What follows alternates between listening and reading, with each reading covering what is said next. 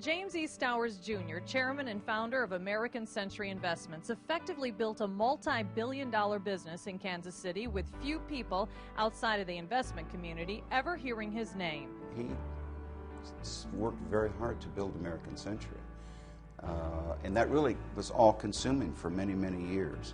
In 1958, with 10 investors and just over $100,000, Stowers designed a comprehensive portfolio analysis system for investments.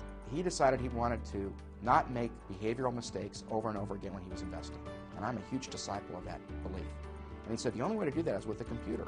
Uniquely, Stowers does not have a background in computer technology. The lifelong Kansas City resident earned a bachelor's and a medical degree from the University of Missouri.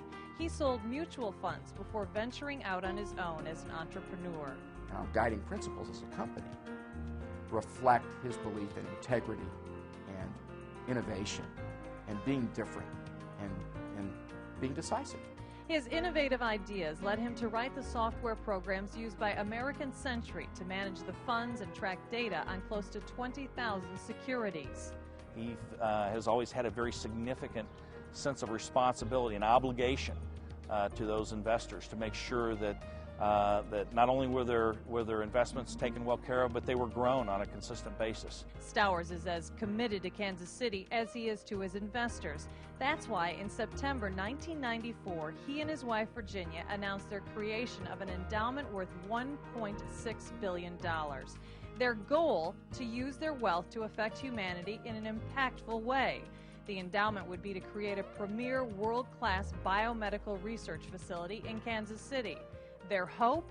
To find cures for gene-based diseases. As a salesman, I learned early that it's difficult to sell the very best. And it's almost impossible to sell the inferior product. And so you have to do the right thing at the very beginning. The Stowers consulted national experts about their plan for the Institute. The naysayers discouraged them from building their dream in Kansas City. They said, well, Jim, you can do what you want to do, but you have to do it on one of the coasts. I said, time out. I said, I want it done here. And so we never had another meeting. The Stowers were motivated to establish the Institute after each of them had been diagnosed with cancer. Mr. Stowers is a survivor of prostate cancer, and Mrs. Stowers is a survivor of breast cancer.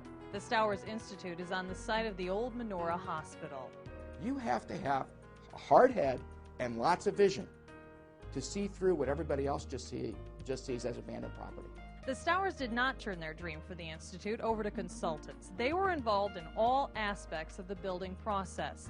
The project contractor was impressed with their direct involvement. I've never seen an owner of a facility that committed that they would be there every day. The Stowers have attracted top-level scientists to work at the Institute. They have plans for expansion, and the Institute's endowment is perpetually growing, thus securing biomedical research well into the future right here in Kansas City.